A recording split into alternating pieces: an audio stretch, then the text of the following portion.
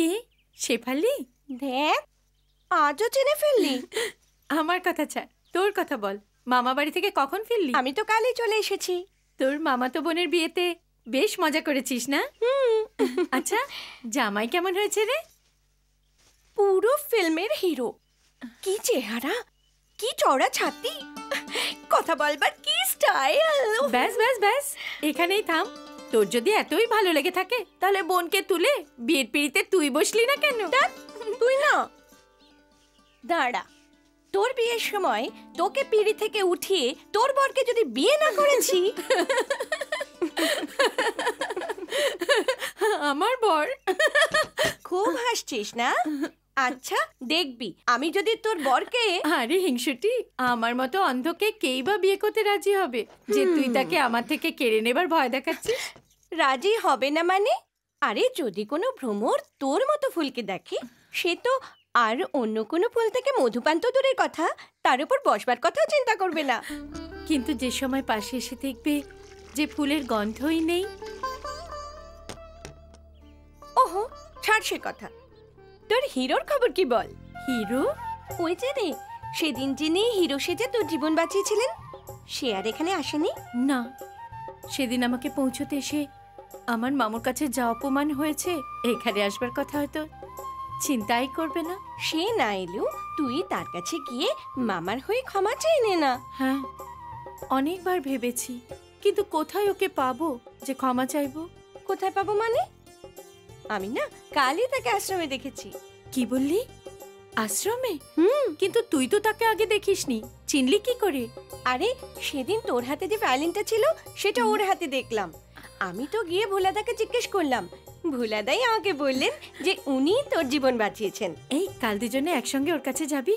আচ্ছা, কি ভুলের ক্ষমা চাইতে না মধুপান করতে? দেখ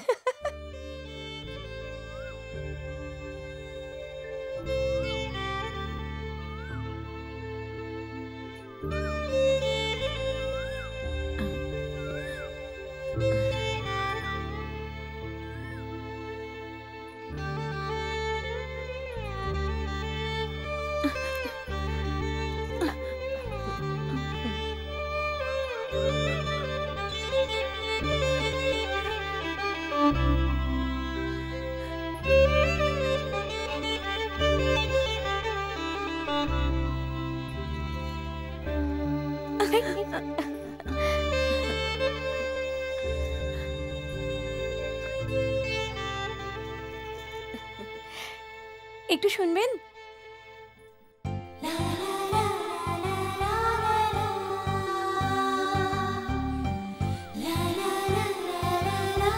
আপনি এখানে? তার মানে আপনি আমার বন্ধুকে চিনতে পেরেছেন? হ্যাঁ, কিন্তু আমরা আপনাকে অনেক খুঁজে খুঁজে এখানে এসে পৌঁছেছি। আমায় খুঁজছিলেন? আমি নই, আমার বন্ধু আপনাকে ভীষণ খুঁজছিল। কিছু বলবে বলে ভীষণ ছটফট করছিল। না বাবা, আমার কিছু দেখবার নেই, আমি এখন পালাই। শেফালি, শেফালি,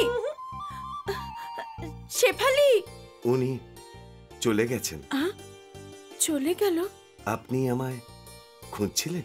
হ্যাঁ, না মানে সেদিন আমাদের বাড়িতে মামু আপনার সঙ্গে যা ব্যবহার করলেন, আমায় বিশ্বাস করুন, আমি আপনার থেকে ক্ষমা চাইতে আপনাকে অনেক খুঁজেছি, কিন্তু আমি জানি সেদিন আপনি খুব দুঃখ পেয়েছেন আর আপনি আমার উপর রেগে আছেন। হ্যাঁ, খারাপ লেগেছিল নিশ্চয়ই, কিন্তু কেন জানি না আপনার উপর রাখতে পারিনি। মানে? হঠাৎ মনে পড়ল, আমি তো রাখতেই ভুলে গেছি। সে কি, রাখতে ভুলে গেছেন? হ্যাঁ, যে অনাথ বাচ্চাটা জ্ঞান হবার দিন থেকে আজও অন্যদের দয়ায় বোঝার নিচে চাপা পড়ে রয়েছে, সে কার উপর রাগ দেখাবে? রাগ, খুশি, অভিমান বিলোনোর মতো আমার জীবনে কে আছে?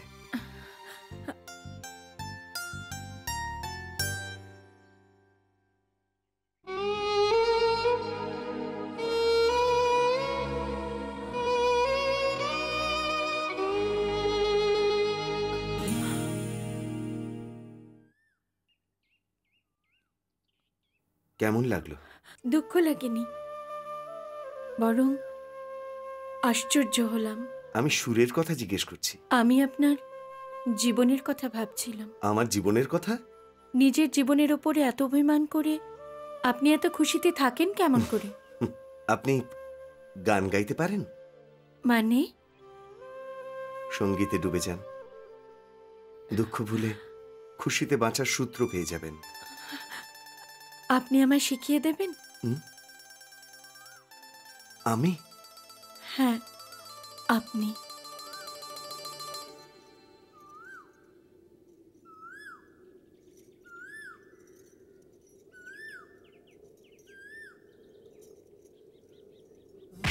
করছিস না? ওই ছোড়ার সঙ্গে তোর কি সম্পর্ক? ওই নির্জন জায়গায় ওর সঙ্গে কি করছিলিস? মামু! চুপ! বলে কি না মামু? তোর বাবা মা তো মরে গেল, তোকে আমার কাছে রেখে গেল কি আমার শরীর থেকে রক্ত চুষার বলে? আজই আমি ওদের কাছে তোকে পাঠিয়ে দিচ্ছি। মেরে ফেলো আমাকে, মেরে ফেলো। প্রতিদিন মরার বদলে একদিনই মরে যাওয়া ভালো। এই আমার মুখের উপর প্রভাব নিচ্ছিস? মেরে দেবো, মেরে ফেলবো একেবারে, ছেড়ে দাও, একেবারে মেরে ফেলবো। ছেড়ে দাও। হ্যাঁ, ছেড়ে দেবো? ছেড়ে দিলে বাইরে ছোকরাদের সঙ্গে কেলি করবি? খালি তুই একা নোস, তোর সঙ্গে ওই ছোড়াটাকে ওপরে পাঠিয়ে দেবো, ওখানে কেলি করবি। না মামু, ওর কোনো দোষ নেই, আমায় বড় মেরে ফেলো। প্রেম একেবারে উতলে পড়ছে। এই কতদিন হলো তুই ওর সঙ্গে লটর পটর করছিস বল? ওই ছোড়া একা না ওর সঙ্গে আর কোনো ছোড়া আছে? মামু! হ্যাঁ, ফোঁস করছে। আরে এই সাহস তোকে কে দিল রে? ওই ছোকরা? হ্যাঁ, আরে মরে গেলে তো মরেই যাবি, ক্ষতিটা আমারই হবে না? লোকে বলবে অন্ধ ভাগ্নি বলে মামা মেরে দিল। রাজা বাবু তো সোজাসুজি বলে দেবে জ্যোতি নেই মানে মদ নেই। এই জ্যোতি মদ না খেলে আমি মরে যাব রে। আরে এত শিগগিরই আমি মরে যেতে চাই না। রাজা বাবুকে আমি বিয়ে মরে করে যাব, কিন্তু ওই গুন্ডা বদমাশকে কখনো বিয়ে করব না। আলবাত বিয়ে করবি, আজই বিয়ে করবি, এক্ষুনি বিয়ে করবি। মামু! এই সোজা আঙুলে যদি ঘি না ওঠে আঙুল বেঁকা করতে হবে। যাচ্ছি, রাজা বাবুকে এখানে পাঠাচ্ছি, কাল সকালে এসে দেখবো ঘিটা সোজা আঙুলে উঠতে না বাঁকা আঙুলে। মামু! চুপ! মামু, এই কাজ করো না, এরকম সর্বনাশ করো না মামু। না মামু, এই কাজ করো না মামু। এখন আমি কি করব? হে ভগবান!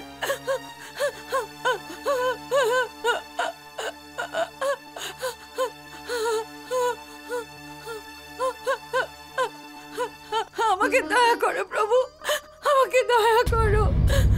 পুরসভায় দ্রৌপদী বিবস্ত্র হওয়ার সময় তোমায় ডেকেছিল, কারণ তাকে নগ্ন দেহ দেখে সেই সবাই থাকা লোভী কুকুরগুলোর চোখ থেকে যে কামনার বাসনা ফুটে উঠত, সেই লোভী চাউনি দ্রৌপদী সহ্য করতে পারত না। কিন্তু সে ভয় আমার নেই, আমি আমার ইজ্জত চলে যাওয়াটা দেখতে পাবো না। কিন্তু ওই রাক্ষসের লালসা ভরা চাউনিকে আমি সহ্য করতে পারবো না, কারণ আমি অন্ধ। কিন্তু তুমি তো অন্ধ নও। একটা শয়তান আমার মাংস ছিন্ন ভিন্ন করে খাচ্ছে, তুমি তা দেখতে পাবে? সেসব দেখার শক্তি যদি তোমার থাকে তাহলে তুমি চুপ করে থাকো, না হলে না, না, না,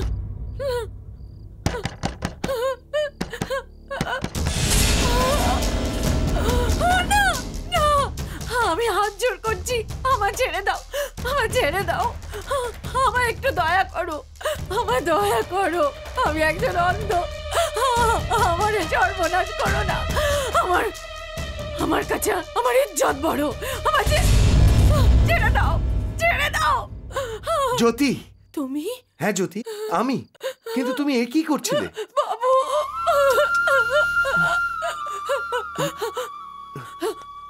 তুমি চলে যাও বাবু, তুমি এখান থেকে চলে যাও। জ্যোতি! ভুলে যাও তোমার জীবনে জ্যোতি বলে কেউ ছিল, ভুলে যাও, এখান থেকে চলে যাও বাবু। না হলে ওরা আমার সঙ্গে তোমাকেও মেরে দেবে। ওরা তোমাকে... কেমন করে চলে যাবো জ্যোতি? তোমাকে এই অবস্থায় ছেড়ে আমি কোথায় চলে যাব? যেখানে ইচ্ছে সেখানে যাও, কারণ আমার মামু ওই রাজার সঙ্গে আমার সব স্বপ্ন ভেঙে গেল বাবু, সব আশা। চলে যাও বাবু, চলে যাও, চলে যাও। কিচ্ছু বলার দরকার নেই, শুধু ঈশ্বরে বলো তুমি আমার উপর ভরসা করতে পারবে।